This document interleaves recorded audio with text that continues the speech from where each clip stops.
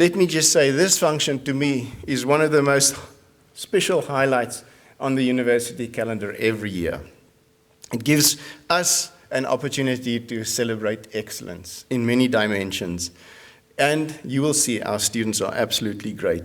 Thank you so much for inviting me this evening to speak to all of these impressive young people. Good evening, Professor Schoonwinkel, all the deans, the vice deans, Head of Student Affairs, Dr. Van Roy. It's good to be here tonight. And then obviously all of you outstanding students. I thought I was a pretty good student when I was at Stellenbosch, but I don't know how smart you guys have to be because I never got asked to this occasion. So it's kind of ironic that my first time is to come speak to you, so okay. Congratulations to everyone who is about to receive an award this evening. You should really be proud of yourselves. I'm sure it's been a long road. I know what it's like to have been at Stellenbosch. 1 year feels like 4. 3 years feels like 12. And it's quite funny that we're here to celebrate your success, but what I want to talk to you about today is failure. I'm sure I can just feel that tension because the type A's in this room, even the word just makes their skin crawl. But, you know, I think I'll just give you a dose of what the big bad world is actually like. Stellenbosch can be such a costed environment. It can be the most amazing place to study. It's a fantastic place. You feel as if you're isolated from the rest of the world. None of the worries affect you. The N1 closure didn't affect you. And now you're being let loose into that N1 closure world. And for many of you, you know, excellence is a habit. Success is something that you're used to achieving. I mean, you didn't just pop up at Stellenbosch and get A's. It didn't happen like that. But for some of you, success is a paint by numbers game. You know how to play the game. You know which professors to sweet talk. You know who you can bribe a little bit there for some extra marks. I know the game works, guys. I've been here. But what happens when you are out there in the big bad world and you do come across a setback? How do you handle that? What is failure like for someone who's succeeded for such a long time? This year, Oprah Winfrey, who's been in the country this week, was invited to speak at Harvard University to their graduates. And I'm not comparing myself to her, by the way. But she said what was weird was that the request to speak to the graduate class had come at a time where she had stopped succeeding because she'd launched her own network and the media had panned it completely and it wasn't seen as a success. And for Oprah Winfrey to be seen as a failure, I mean, something must have gone really wrong. But one thing that she said about, the difficulties that she faced at OWN was, in her mind, there's no such thing as failure. For her, failure is life trying to move you in a different direction. And I think that's quite a pivotal point, that's something that I think all of us can internalize. And I think it's going to be the first time that anyone is ever going to quote Rihanna on this dais tonight. And that's only because she is in the country. But some of you who are fans know that she has a tattoo on a collarbone that says, "Never failure, always a lesson." And I mean, that's a similar philosophy as Oprah has. It's always to stay mindful about what failure is and the opportunity that it can present to you. It's hard to stay focused on the road ahead when a setback does happen. Some of you are looking at me confused because you're like, failure, it's not going to happen to me, but trust, You'll have those moments when you doubt yourself. So what happens when you do come across moments like that? The purpose that you have for yourself and the story that you tell yourself is vital in moments like that. And a lot of people will be like, what do you mean by the story you tell yourself? Everything here is constructed. None of this is actually real.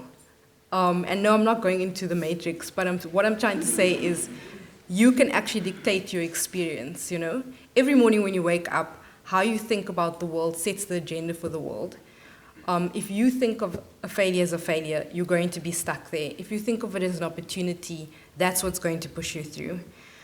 And in this world that we live in, validation, connection, the connection that you have with each other, the network that you're forming right here this evening, those are the types of things that will pull you through. I'm one of those people who I'm always going out in the world and I'm a very proud old Māori, and people always are like, you went to Stellenbosch, that's not possible. I kind of left my Afrikaans here when I left. So I wasn't even going to attempt any sentences in Afrikaans. But yes, I am a proud Mati, and what Stellenbosch has given me, it's not just the confidence through education, but it's also, you know, a group of people who you know you can rely on. It's people who've been through this fantastic experience with you. And people who went to Wits, people who went to Rhodes, they can't even relate to what it's like to be here.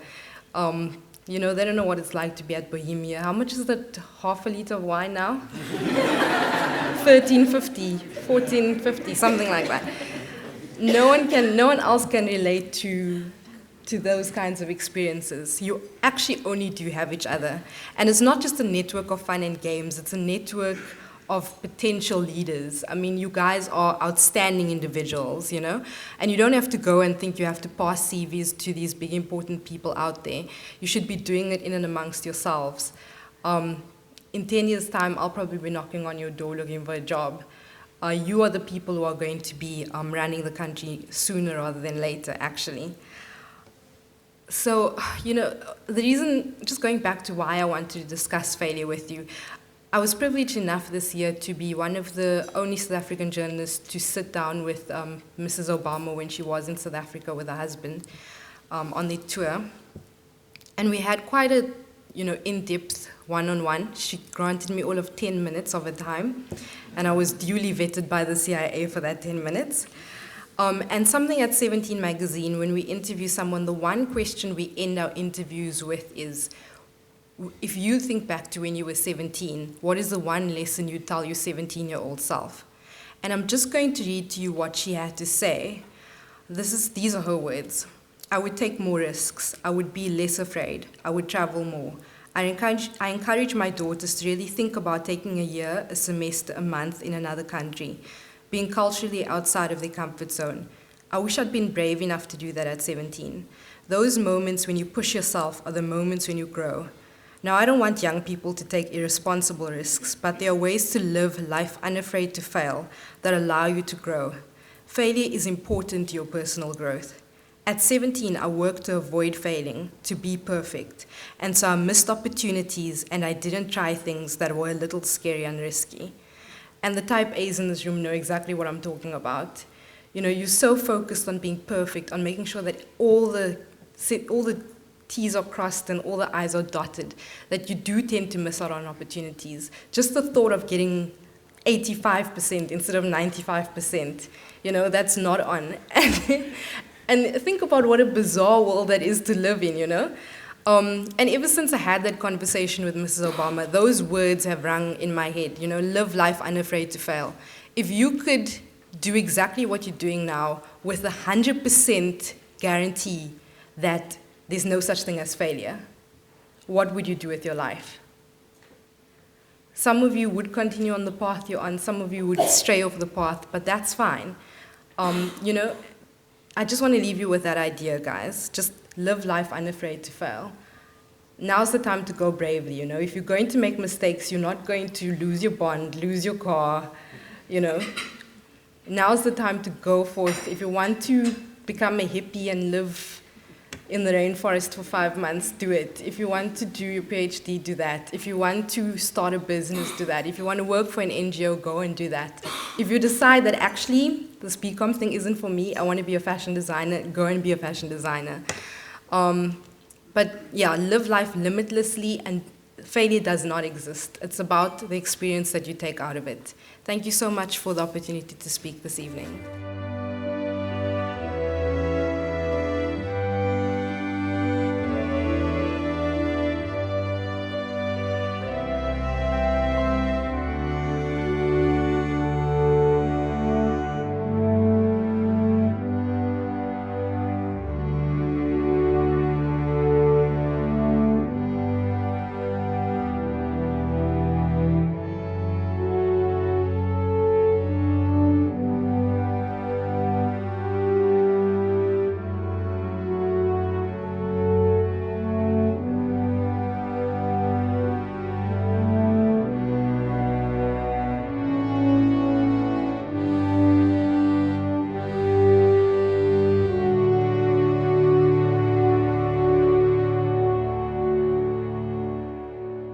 Dis my eer om die jaarlikse toekenning of die SR-toekenning vir Uitsonderlike alumnus toe te ken. Hierdie jaar gaan dit aan mevrou Nsiki Biela. So ek gaan so 'n storie vertel van haar. She's currently the resident winemaker at Stellenbosch. She joined the team there or she's been there since 2004. She graduated from Stellenbosch University with BSc Viticulture and Oenology, and she really had a passion for winemaking, and this is evident throughout all her numerous awards that she has received. She was the first ever black female in South Africa to receive such a degree. But beyond that, she went further, and she was really a trailblazer in this field of work. In 2009, she was awarded the award for the Woman Winemaker of the Year, and she's had numerous other awards that I'm not going to list here. Daar was toe ook 'n artikel in die New York Times gedoen oor haar in 2011, en dis hoe jy weet jy het arrive. En daar beskryf hulle haar pad wat sy gehad het van hulle noem dit the humble hills of Zululand to the heights of tertiary education. Currently, she travels the world all over, from France to Spain to Italy, where she experiments with new blends and viticultures. En dit klink beslis soos 'n lewe wat ons almal sal wil hê. Die afgelope maand in September was sy in Duitsland en in Amerika gewees, waar sy wyne waarin sy 'n kardinale rol gespeel het wat sy bemark daar oor see. Sy is tans in Bordeaux in Frankryk, at the Château d'Arzac, and I googled that one. She's currently working with Philippe Raoult as a partner in adding to the very prestigious winemakers collection. And there's only one winemaker in the world that is awarded this prestigious honor to take part in this process with him. And she's the first South African and also the third woman ever to be nominated or to go through that process. So it's really an amazing achievement. Recently, she was also featured on CNN Inside Africa. And I read a quote from her that I also think speaks a lot, or says a lot about the type of person that she is, that really is so committed and so passionate to her work, but yet stays so grounded in where she comes from. She said, "I was the first, but not anymore. Now I'm just a winemaker. There was a lot of pressure being the first. You feel like you aren't just representing yourself, but a whole world of people who want to follow you. It's pressure, but a good pressure. It keeps you pushing for what's next." En ek onthou toe ons nou die proses wat nou deurgaan met hierdie SR-toekenning is, ons scout oral vir alumnus of alumni om te kyk, jy weet wie is besig om nou regtig 'n naam of 'n naam vir hulle self te maak en regtig voortreffelike werk te doen. En dan gaan jy nou deur 'n proses waar ons stem en tot ons nou uiteindelik by 'n kandidaat kom waar almal kan saamstem. Dis werklik 'n goeie kandidaat. En ek onthou die eerste keer toe ek van Nsiki gehoor het, was toe ek nog op skool was. Toe was sy op 'n onderhoud gewees, dit was of in Kwela of in een of ander program wat ek nie opgelet het oor nie, wat ek nou spyt as ek het nie. Maar en selfs toe al op skool kan ek haar storie onthou, en toe haar naam nou weer opkom en ek sien wat sy intussen gedoen het, was dit regtig vir my 'n wonderlike ervaring gewees om hierdie toekenning vir haar te kan gee. So Die toekenning is natuurlik vir 'n alumnus wat werklike baanbrekers werk doen in hulle veld en dan ook uitsonderlik is, en dit is ongetwyfeld 'n groot eer om dit vanaand vir Nsiki Biela te gee vir al haar werk wat sy gedoen het. Now, as I mentioned, she's currently in Bordeaux, but she really wished that she would be here, which I doubt, but we'll take her word for it. So on her behalf, Ms. Nomonde Kubeka has graciously accepted the invitation to accept the award on her behalf. She's a longtime friend of Nsiki. She's also alumnus of Stellenbosch University with a BSc Viticulture and Oenology, and she's also a peer of Nsiki in the wine industry. So I call on Nomonde to please come forward to collect the award. And also...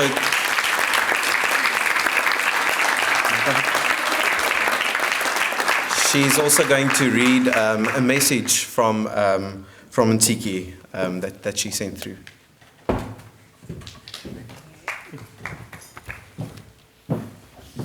Okay, for the shorties. Good evening, ladies and gentlemen. I assure you, Ntiki wishes she was home now. I talk to her about 3 times a week, and she's finished with her harvest in Bordeaux, her Cabernet and her Sauvignon and her Merlot, and she wants to be home. So she's still waiting, hopefully, to get a flight for Friday instead of next week Friday. Trust me, she wants to be here. So it's a pleasure for me to be here on behalf of Ntiki. I've known her for almost 15 years. We've been friends, peers in the industry, and she's another sister, basically, from another mister. So when we heard about this award, or she heard about it, and she knew she was not going to be here, she nominated me. And at first I was hesitant because I knew this was going to happen, that I'd have to stand in front of people. But because she's my friend and sister, I thought, okay, I'll give it a shot. So yesterday we were talking about her speech that I'm going to read you tonight. So here goes from Ntiki's mouth, from Bordeaux. Let's lower this down. I'm humbled and honored to be receiving this prestigious award. It is celebrations like these that remind me of the importance of keeping my feet on the ground and my head above the clouds. I'm grateful for the family and the friends that I am surrounded by. It is they who have helped me in my achievements. They're the ones who keep me grounded, and they remind me of the importance of balancing mind, body, and soul. I'm thankful to my late grandmother, who taught me that all that I am and all that I have is a gift from God. I would have given this award to her to show her my appreciation for the hard work she did raising me and giving me some real life lessons. I would also like to thank and appreciate all the mothers that I have been blessed with. A big thank you to the University of Stellenbosch for honoring us today. Bayete. Thank you.